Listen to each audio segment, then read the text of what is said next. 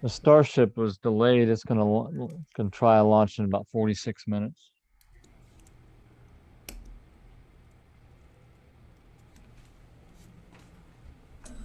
Yeah, we were watching it a while ago.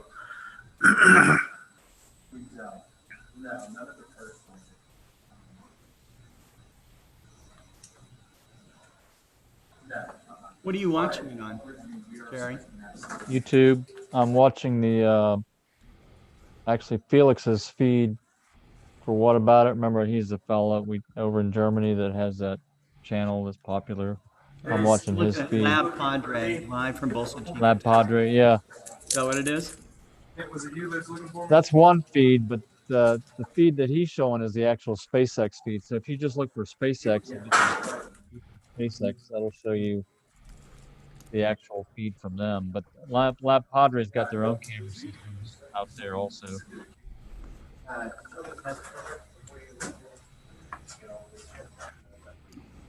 I'm trying to get. I had to give it Dennis sheet because I don't memorize it yet. Oh,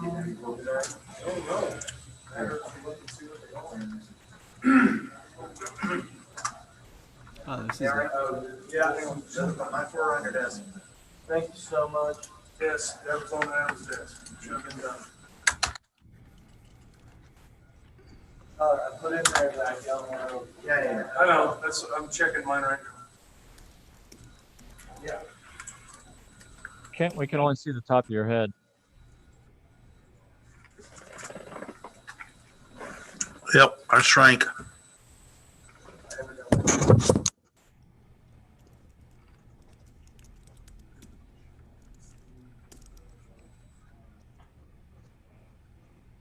Is it just called Starship? I think so. Yeah, it's just a star called Starship. Yeah.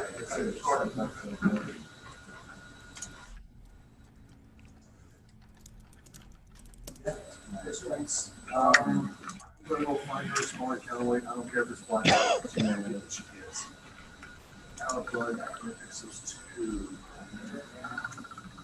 Go ask Alex. Should be.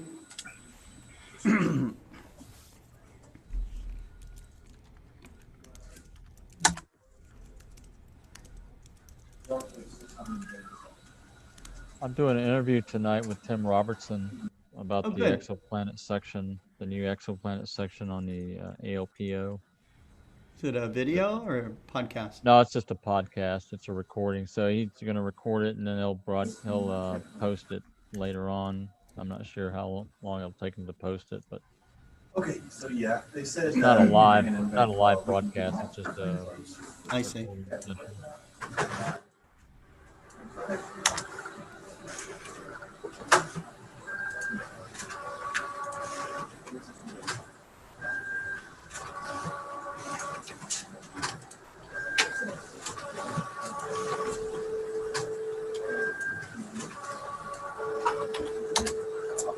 You know what they stopped the launch sequence earlier for? I No. think they had an aircraft intrude into the airspace, which is kind of stupid. Like a private airplane? Yeah. That's really stupid. I'm sure when he comes back down, he's going to get a. Stupid pilot trick.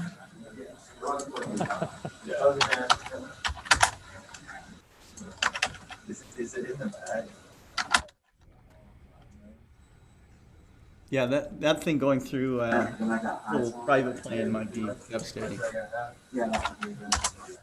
They're all involved.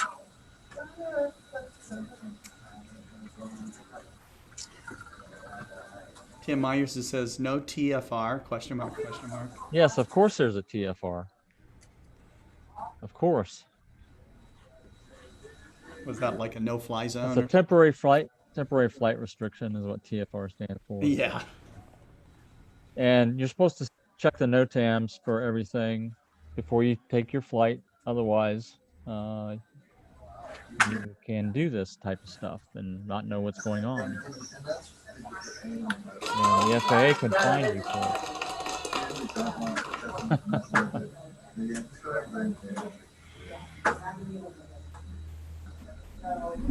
People get their license suspended because of this stuff, because they're By Because they're law, you're stupid. required to learn everything about the flight that you're about to take. You Yeah. have to know all the information involved with the flight you're about to take.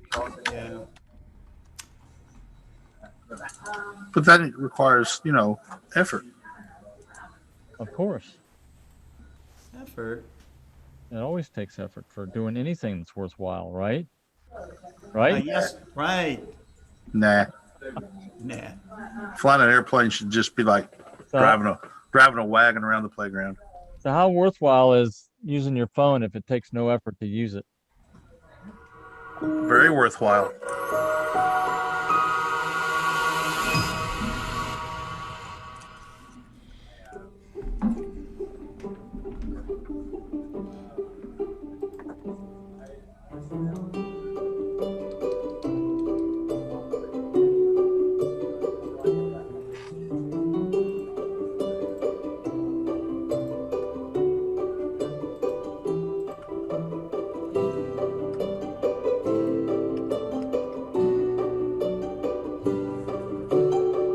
Atarama, Tayatma, Merenbandramna. Aloha, o ku'ulei kia. A ke kilo ni wau I kamahina, mai imi loa ma Hawaii mapuhuni aku. Hi, I'm Victoriano, and I am observing the moon in Elche, Spain. My favorite way to observe the moon is from my balcony. Beobachtet den Mond. And in Italy we say osserva la luna. Or in English, observe the moon.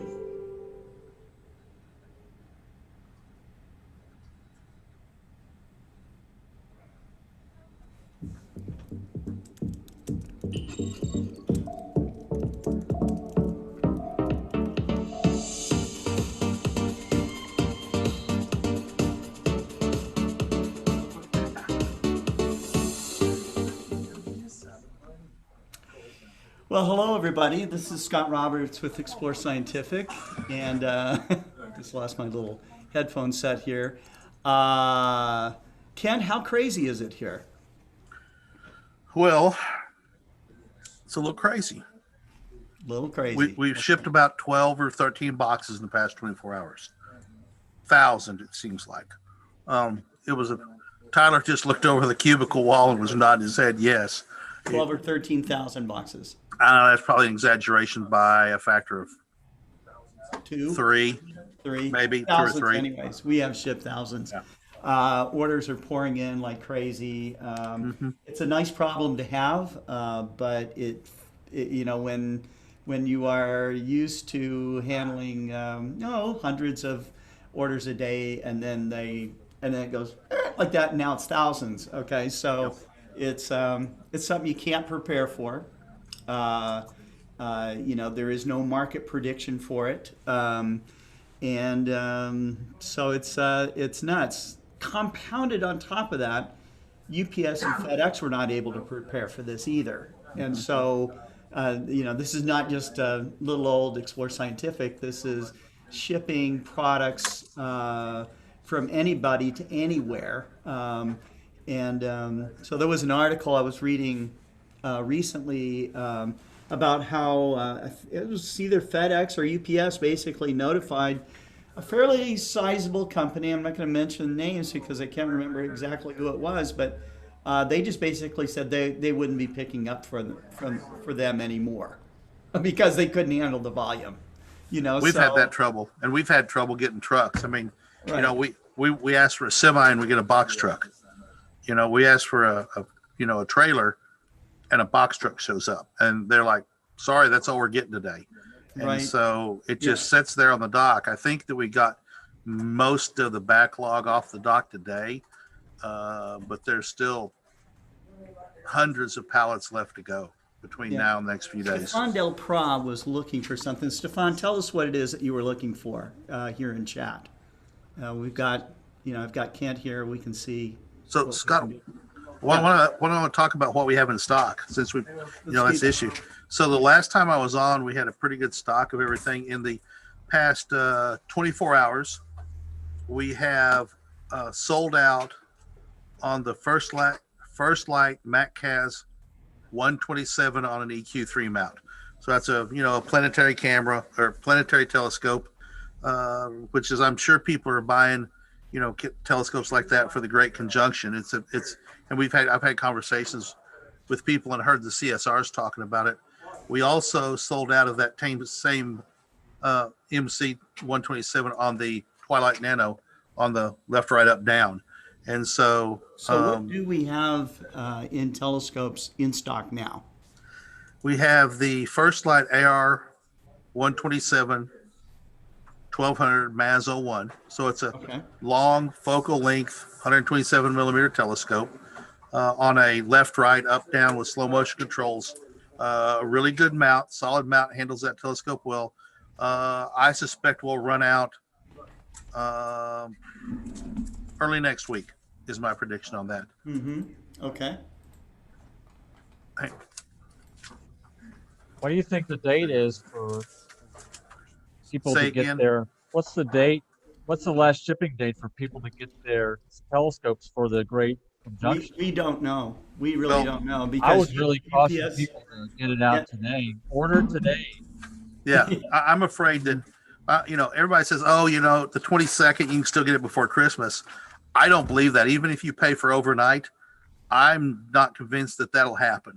Honestly, I think that it's going to be the 20th. You haven't ordered it by the 15th or 20th. We say that, Kent, but I just received a gift from a friend who on Monday ordered something for me, and I received it today. Yeah.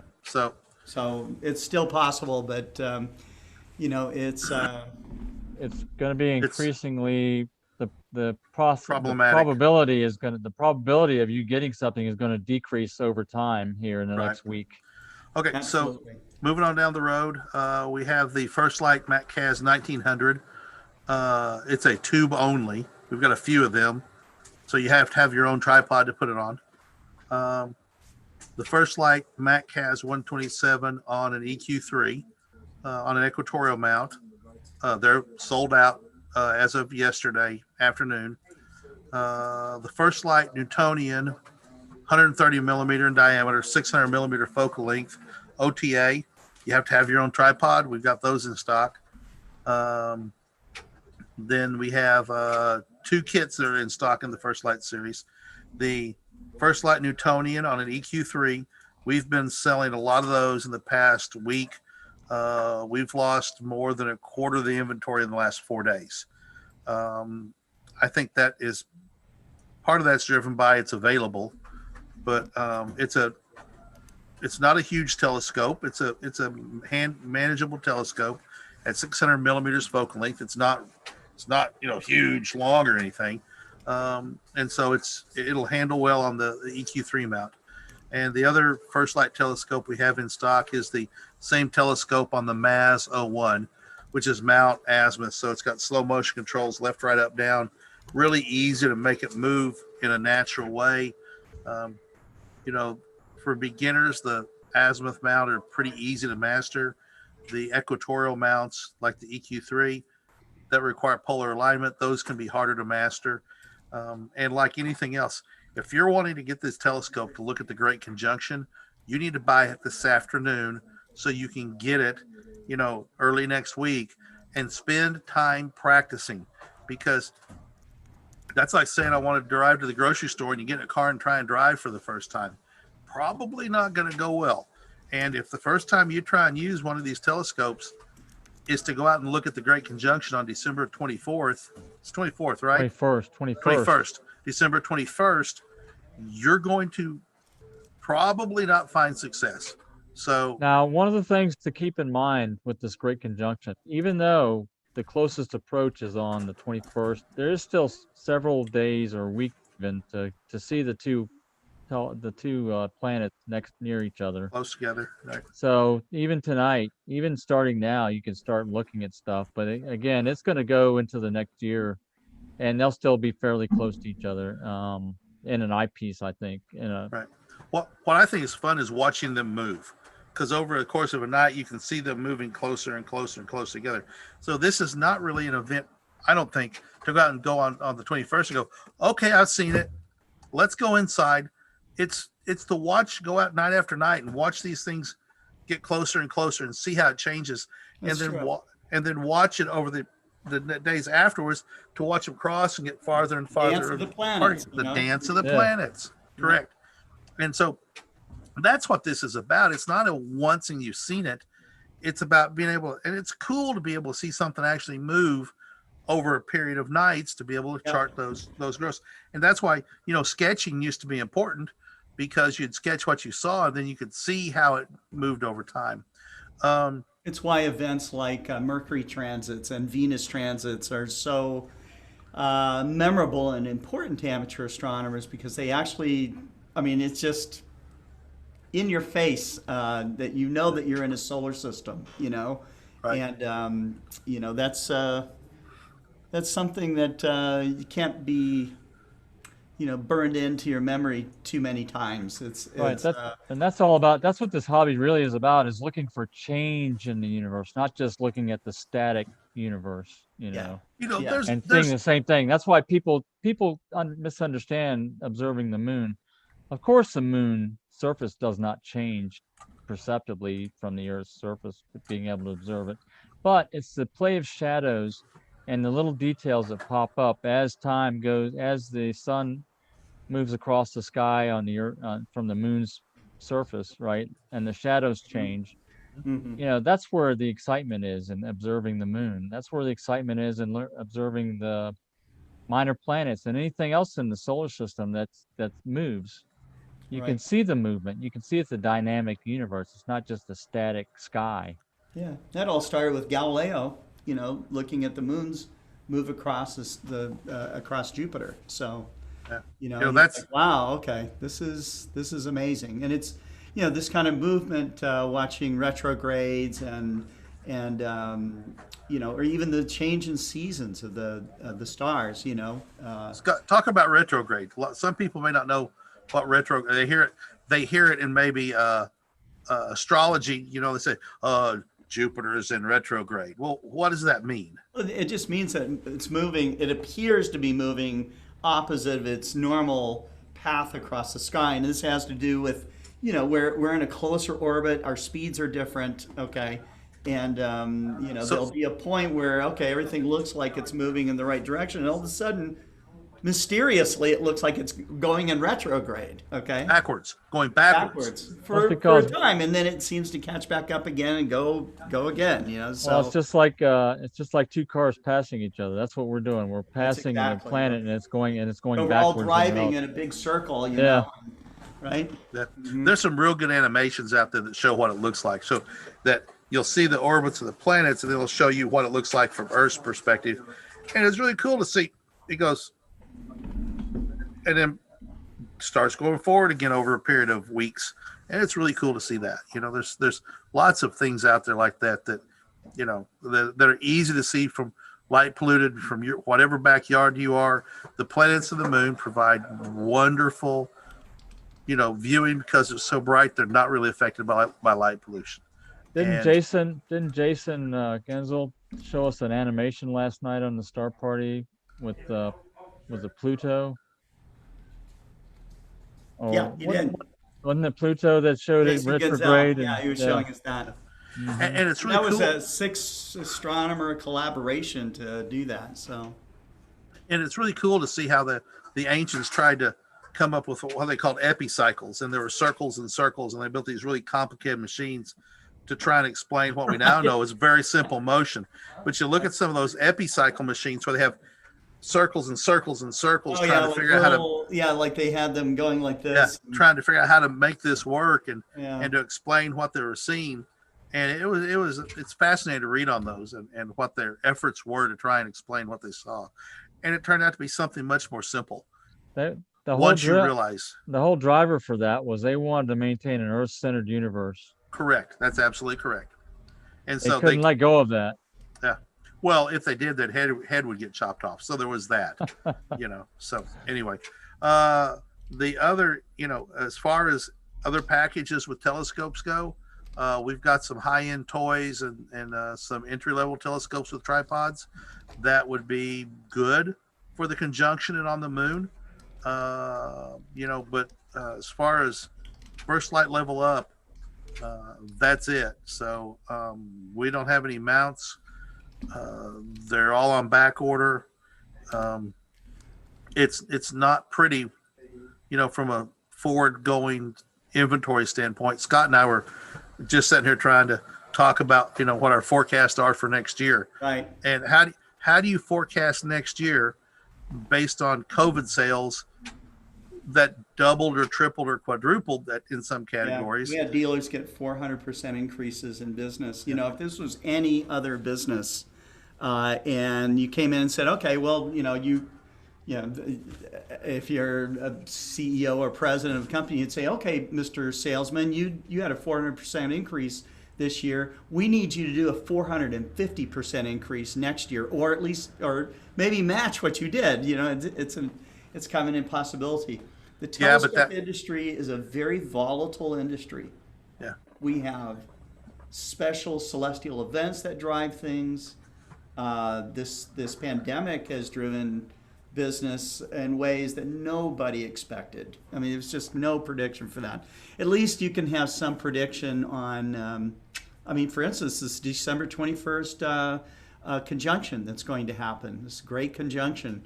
If the media catches on to this, and I think they will, I've already seen some media attention to it, everyone's going to want to rush out and get a telescope and take a look at it. And they're going to think about this about now, okay? About right now. And we're already so close to the event, all right?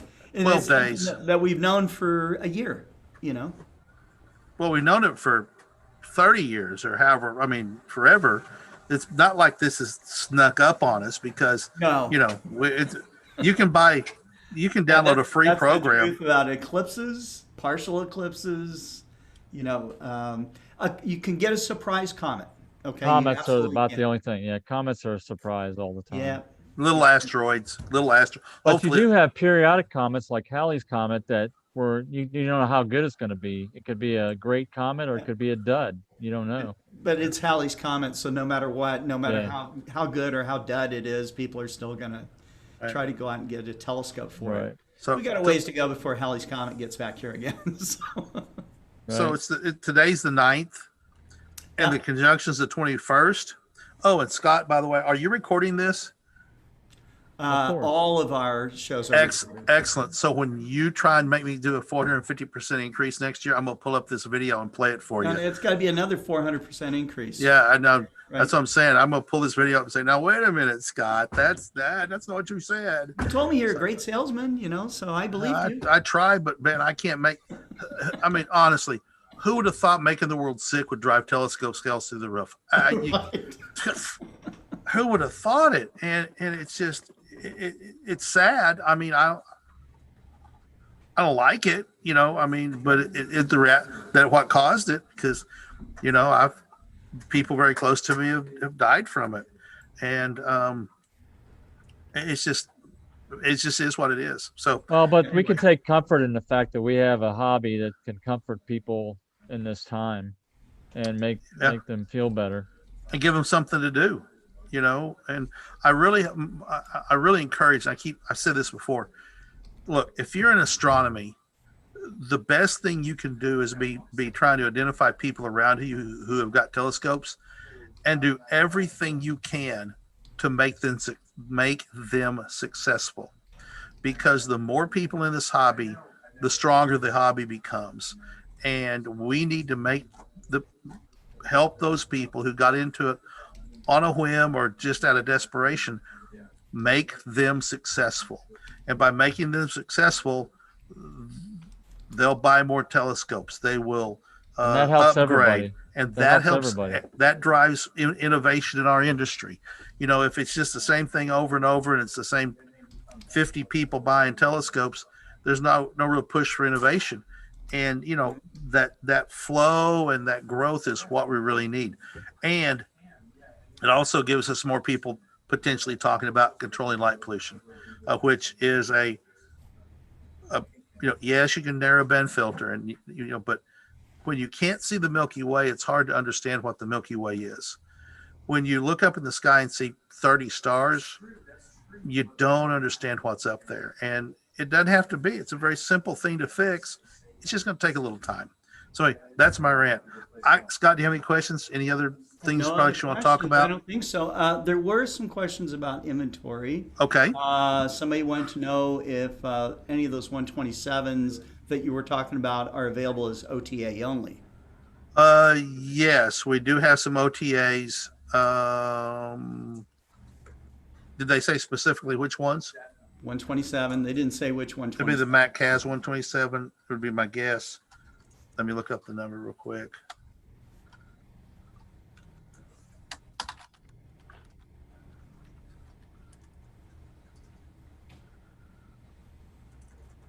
Mike Wiesner said, some people will step outside the evening of December 21st and discover they can't see the planets because a building is in the way. Well, that's a great point, Mike, because this is happening in the southwest sky. It's not high overhead. It's happening at sunset.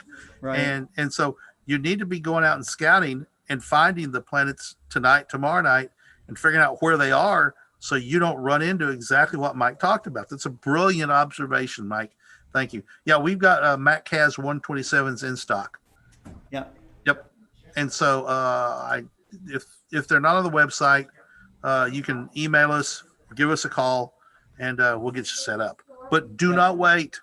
Don't wait. Call your dealer. If you've got your favorite dealer, call them, place your sale through them. Tell them you saw that the First Light MC 127 1900 OTA, optical tube assembly, is available. Get it ordered, but do not wait because you'll be disappointed potentially. You need to figure out how to make it work before then. What else you got, Scott? That's it. That's it. I know you need to get back and you want to get back to processing orders. So, hey, thanks everybody for watching. Thank I love you. doing these. Thank you. Love doing this. Have a great day, everybody. Bye. Take care, Kent. Bye bye. Hey, Scott.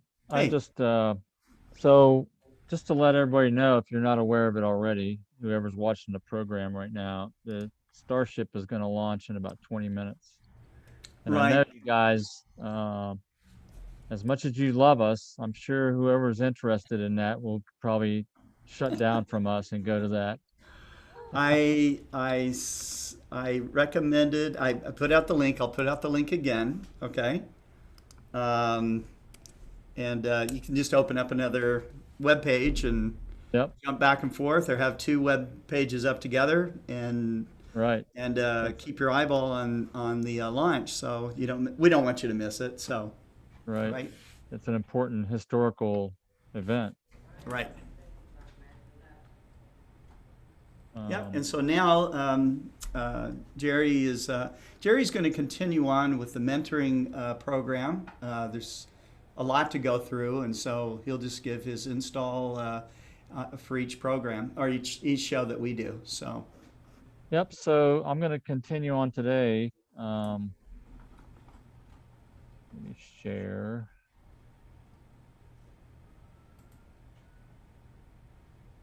Let's see. I've got my big fat cursor there for everybody to see where I'm at. So I'm going to continue on the, we started with celestial charts yesterday, or Monday, I guess it was, and I talked about the manual or the paper charts that we have available to us today. For example, I think this is the one I showed. This is one of the Uranometria charts, which is a very nice chart, set of charts. And then there's also the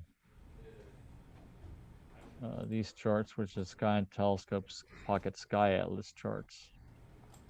And I'm going to move on. I started to introduce the planetarium program, Carte de Ciel, and I'm going to move on to that in a minute.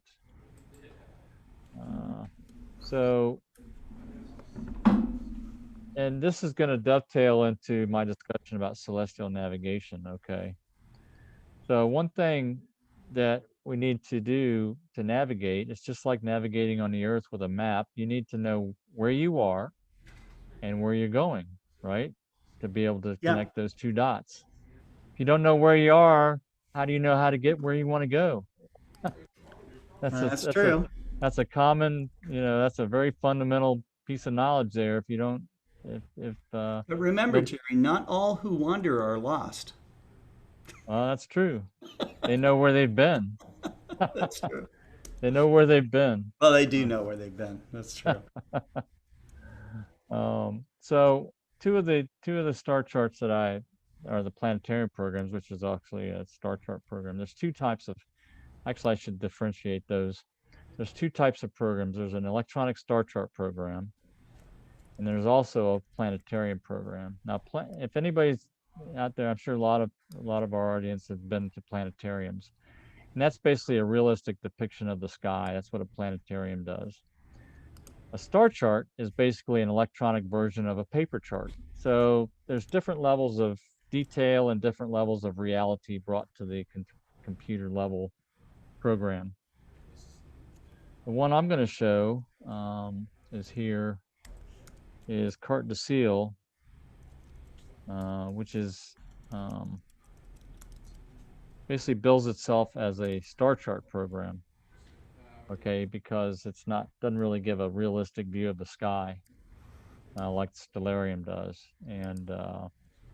And for everybody's information, I posted this document that I'm using here, this training document that I've developed over the last year on the PMC8 forum. So it's in the files section of the main group under Explore Scientific official files. You'll find it there. So the thing about paper charts, like I talked about yesterday, is that they're for a very specific epoch or specific date. All right. And it's also called the equinox date. And some people may call it the equinox date. But any charts you find today that are paper charts are using January 1st, 2000 as the date for the depiction of the star coordinates. That's because the Earth's precession causes the RA, right ascension and declination coordinates to change over time for each object in the sky. So the nice thing about computer charts, which I'm going to show in a minute, Carte de Ciel, is that you can set them to display the J2000 coordinates grid, or you can make it display the current epoch date, today's date coordinate grid, which tells you what the apparent coordinates are today. So those are the coordinates that you typically use when you go to a position in the sky. You tell it, based on today's date, what's the right ascension and declination coordinates of the object. That's what the planetarium will do. So those are things to keep in mind when you're using electronic charts. So celestial navigation is basically, it can mean different things. Celestial navigation on the Earth's surface is using a sextant to measure your position on the Earth's surface as a reference. Okay, so you can look with a sextant and point and measure the angles and the current time, and you can determine the longitude and latitude on the Earth's surface where you're at. In the celestial sphere, we use the term navigation as understanding where in the sky we want to point our telescope. And that's why you see telescopes called go-to systems or go-to telescopes, because it will go to the object that you want to go to in terms of pointing the telescope at it to look at. But I like to use the general term navigation, celestial navigation, not just go to. Because celestial navigation is actually more involved with it than just go to the sky. It's like taking a simple camera and say it's a point and shoot. Okay, you can point and shoot it, of course, which is like go to, but there's some things you can do to improve your images, and there's some more to it to understand more about what's going on with your images instead of just pointing and shooting.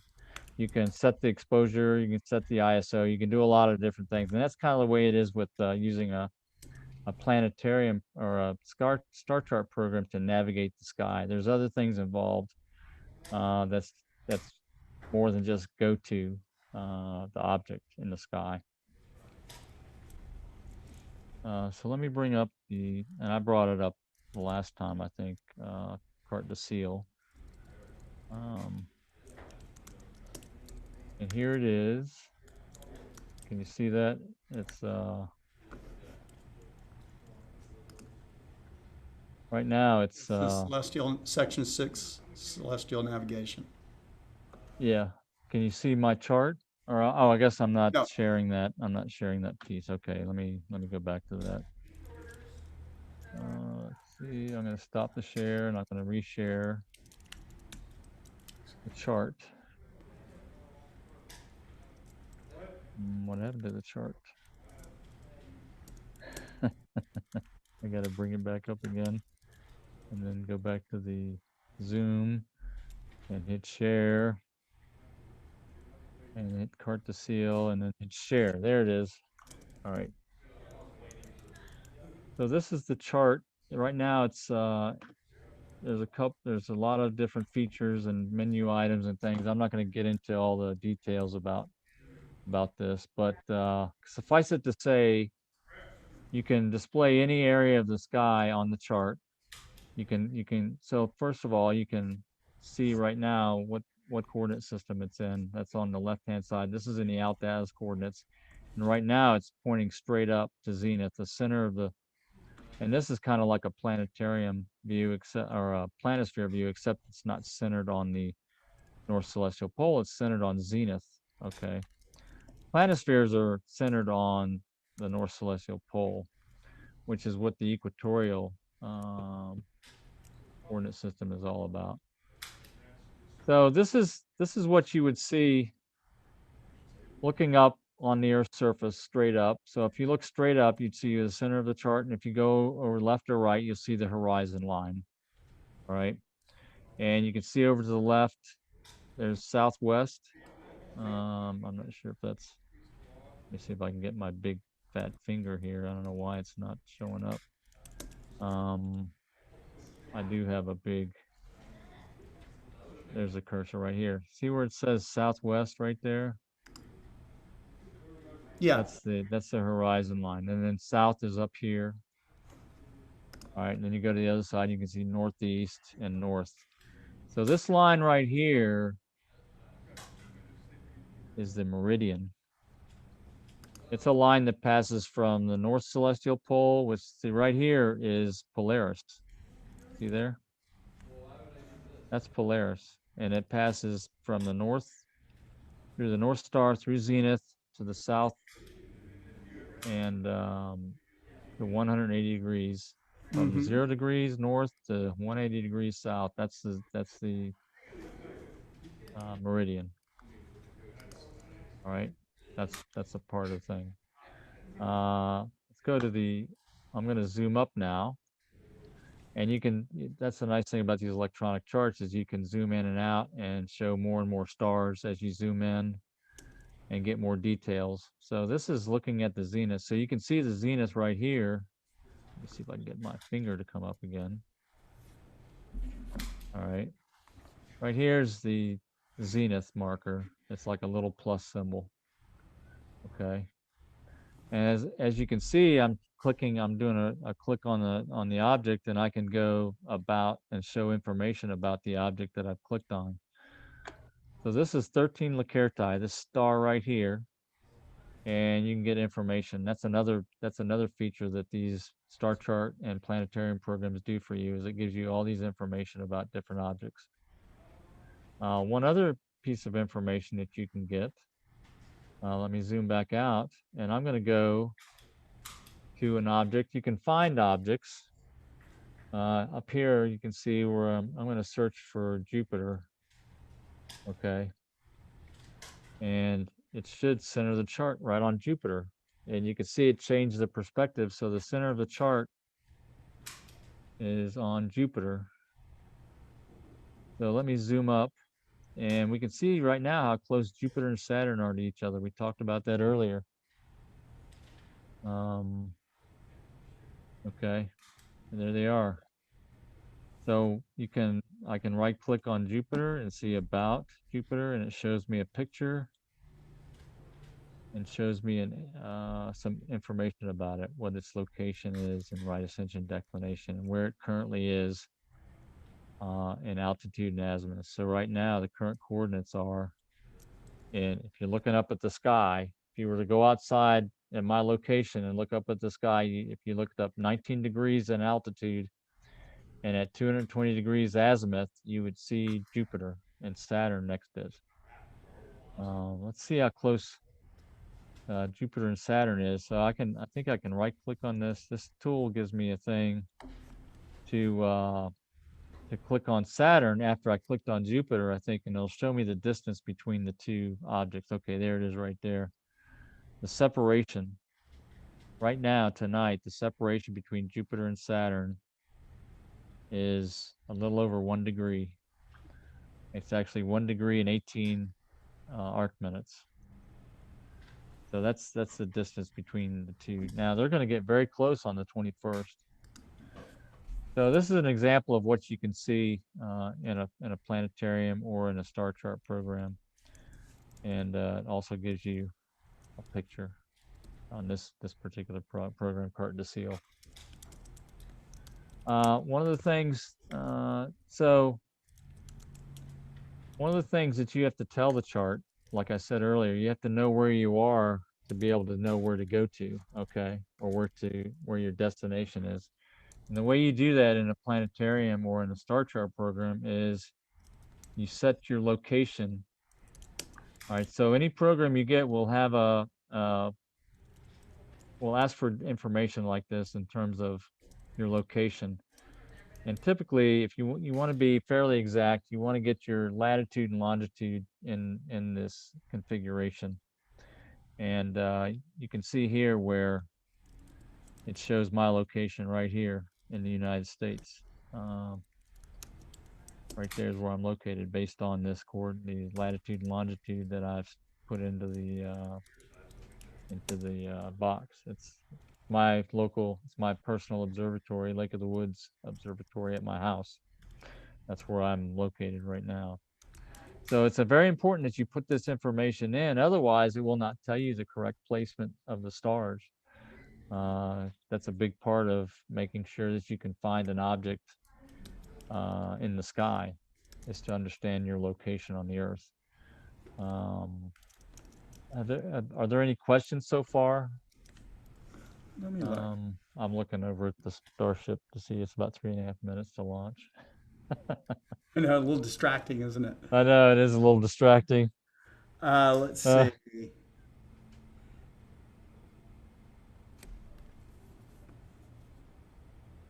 I check my chart, find the first target, recheck, find secondary, etc. I've learned a lot that way. It's from Book Davies.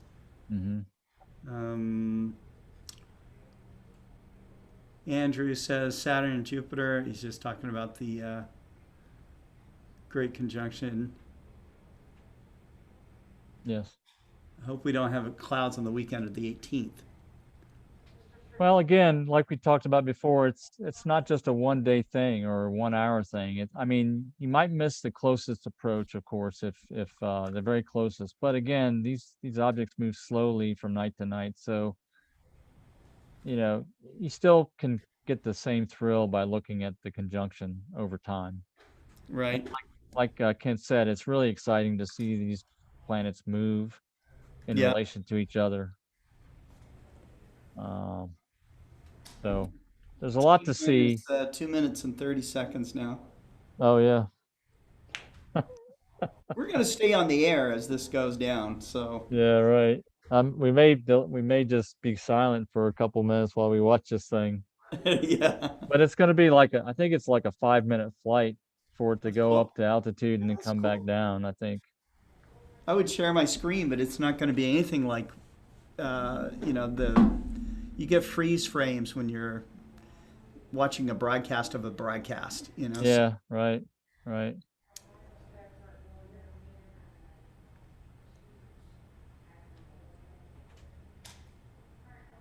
So, Minute 50. Yeah. yep, a minute 50. Right. So let me talk for another minute and then we'll go to that. So the other Okay. coordinate system. So right now I'm on the altitude azimuth coordinate system. You can see how close it is to the horizon.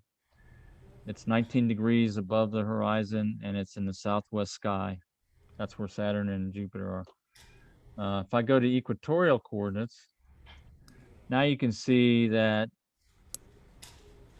these are lines of declination and of right ascension. So you can see Jupiter's right on the 20-hour line of right ascension at 20 hours.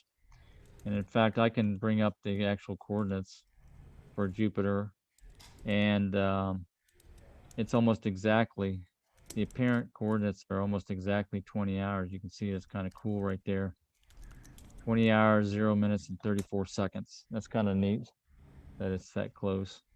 And the declination is minus 21 degrees. So you can see here that this is the minus 15 degree line right here. And then down here is the minus 30 degree line.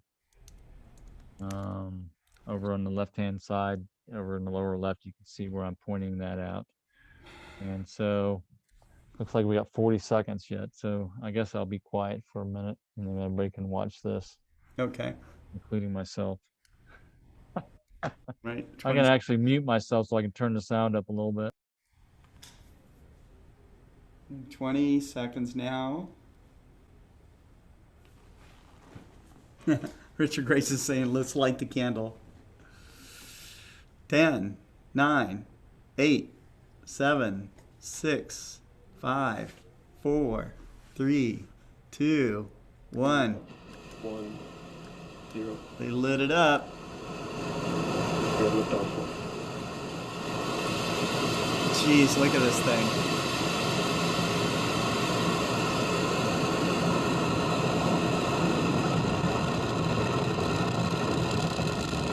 All teams triage alarms. Yeah, huge that thing is. That's awesome.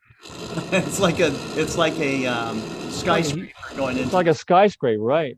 That thing is just so steady. Look how nice that is. I know. These guys That's beautiful. Oh, hell yes, they know what they're doing. That thing, I'm just the exciting part of it. I love the shot that they have from inside the rocket. Yeah, that's right. At the engine, you know. That thing is just awesome. Yeah. How nice and majestic that is. That's just so. It's incredible.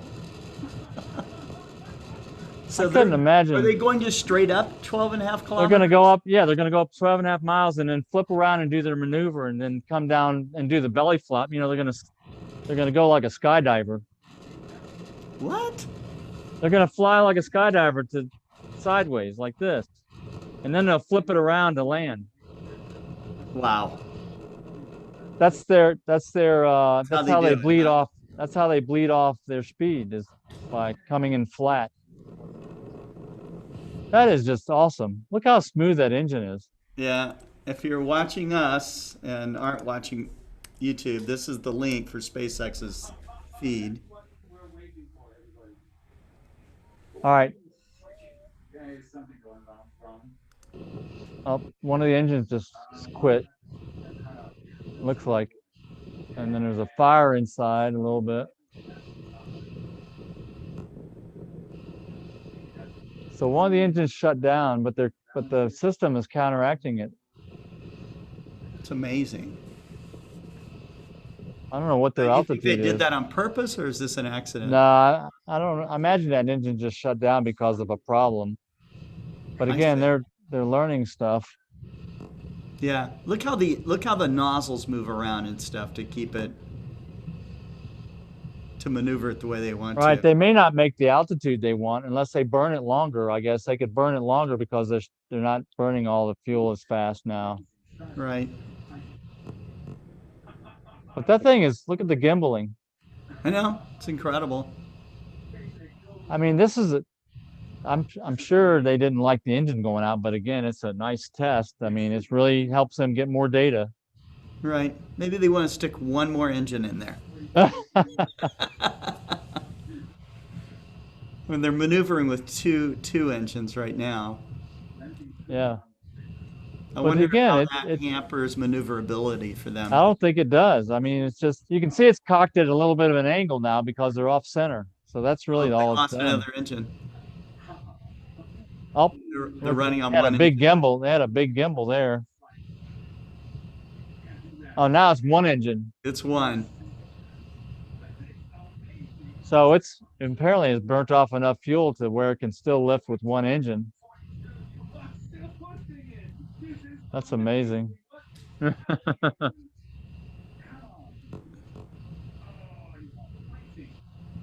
It's gonna It's hopefully time to it'll bring get up this to puppy high enough home. altitude so I can do well, it's gotta land. It's either gonna fall out of the sky and not land, or it's gonna land. So we'll see. The problem is it's gotta land with only one engine now. Yeah. So it may just slam into the ground or out in the ocean.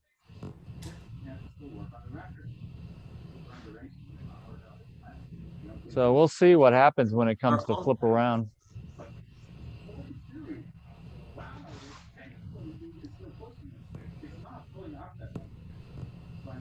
I wonder if they're just going to burn the fuel out and then let it fall to the earth. Looks like we're getting there. But they could maneuver the skydive. They could at least demonstrate the maneuver for the skydive. Now, what is happening now? You see that smoke? Uh-oh. That did not look good. Oh, that did not look good. It's almost on fire or something. I don't know where's that smoke? It's falling out of the sky right now. Oh, it's trying to maneuver now, so it's trying to flip now. So look, see, it's trying to flip now.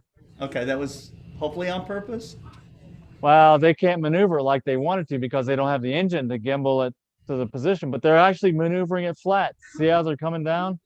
Oh, there it goes. They're actually getting the maneuver. There's the skydive maneuver. Amazing. They're getting a lot of good data right now. So that's how it's going to enter the atmosphere and slow down. Wow.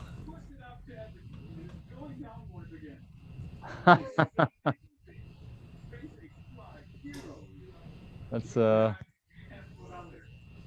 we'll see. So now they're I don't know if they're going to be able to relight the engine at all. So it's a very stable, just very stable.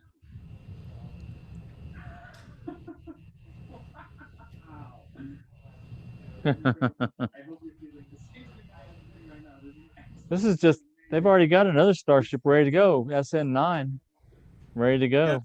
Yep. So even if this one gets destroyed, it's not going to be, not a setback at all.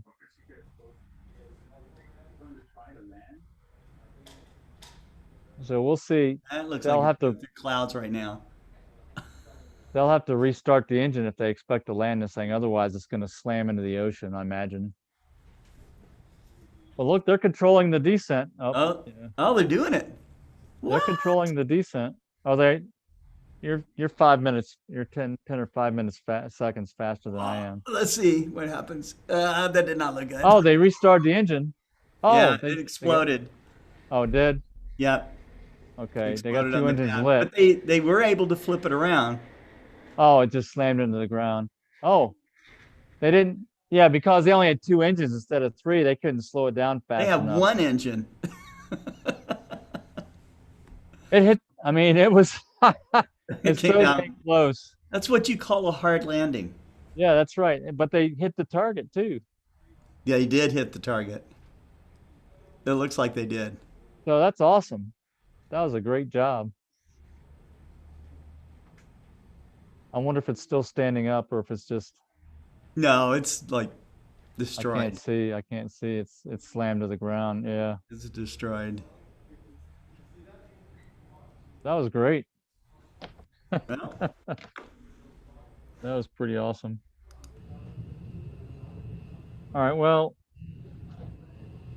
I really don't have much more to cover with celestial navigation. We'll get more into it next time on Friday. Clear Light 58 said that's why they call it a test. Yep, that's right. Yeah. No, I think they did great. Yeah. I mean, clearly they still had a lot of fuel on board because that explosion was huge. Yeah.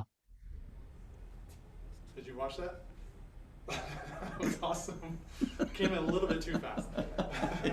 Well, they lost. They had. Yeah, it's like coming in well over 100. I don't know how fast. Too fast. Looks like No, it's I in a expect. building. I expect maybe they'll crash one or two more, and then they'll get it. Awesome test. Congratulations, Starship team. Yeah. Yeah, I would say it's a success Oh, absolutely. on many points here. Well, you can't learn anything by not making mistakes, basically, Yeah. or having failures. That's really what Yeah. Elon Musk is all about. Right. That's why we tell people when they use their systems, if they have questions about, well, whether I can do this or do that, just try it. And you'll either be successful or you'll fail at it and you learn something. Yeah. Clearlight 58 says, "Don't you wish you could blow up a multi-million-dollar product and call it a good test?" Yeah. Yeah, I would declare it a success too. So they got most of their maneuvering done. They got a lot of data. They don't have everything. They didn't complete all their checklist items, but again, they probably didn't expect. Well, Elon Musk said it gave it a 1 in 3 chance of not having a failure. So Oh, sure. Right. Well, I mean, how many, Redstone, missile slash rockets. oh, that's right. NASA that. had tons of failures before. Yeah. I mean, SpaceX really knows what they're doing. They're not going to have the number of failures that NASA had early on. That's right. Because they've got a lot of experience landing the Falcon. I mean, they've got, and it looked like, except for if the engines hadn't failed, they probably would have landed. Right. The way they were maneuvering and the way they had control over the ship, it looked good. Yeah. So Yeah. that was exciting. So yeah, if you're also interested to learn more about space exploration and NASA, I would recommend that you might look in our yesterday's broadcast with Alan Stern that we did.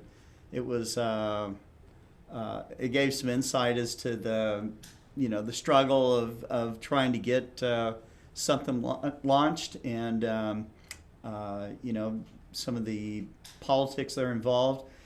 He is a huge fan of privatized space flight, and I think part of that is that there's politics, of course. It's not like some of the politics struggles that of strictly government-funded things. So, but want to thank everyone for watching.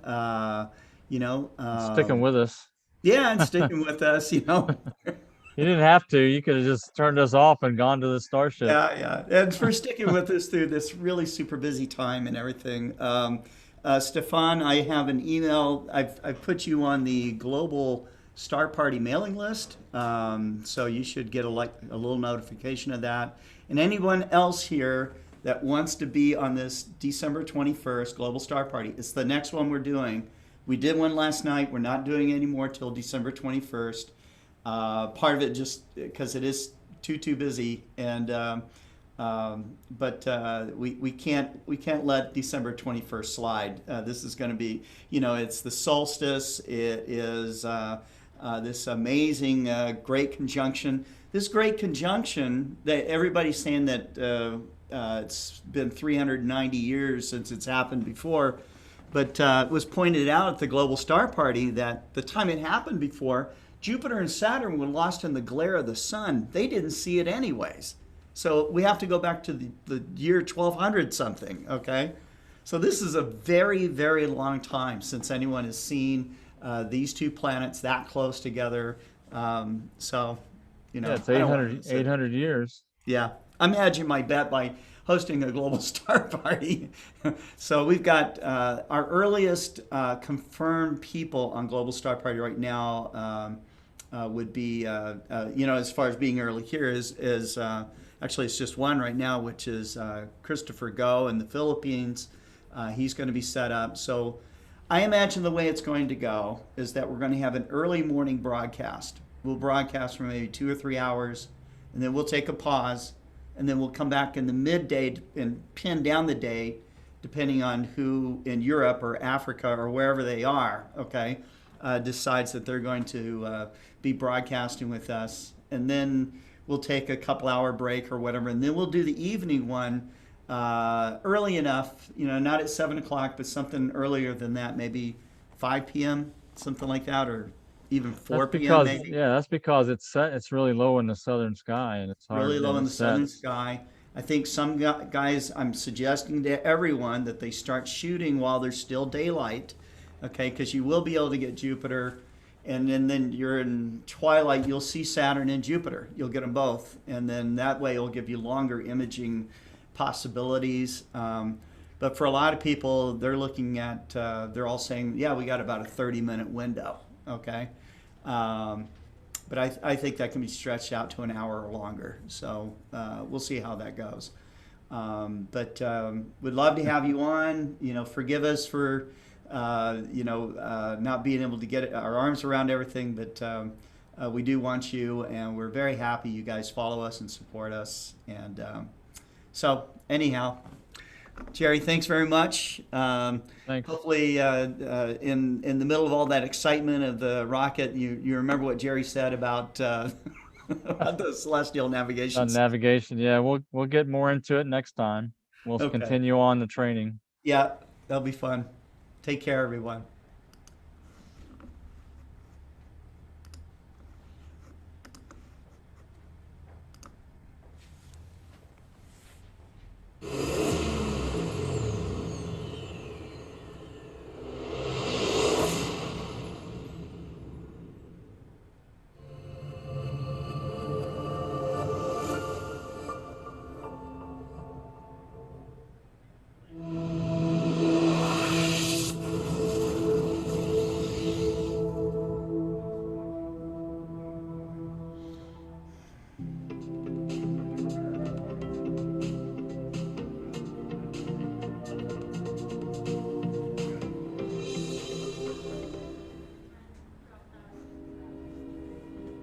And now, folks, it's time to say goodnight.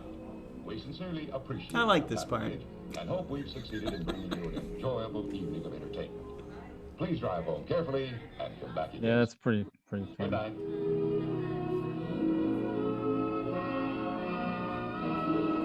I like to call him and thank him, but that might be hard to do.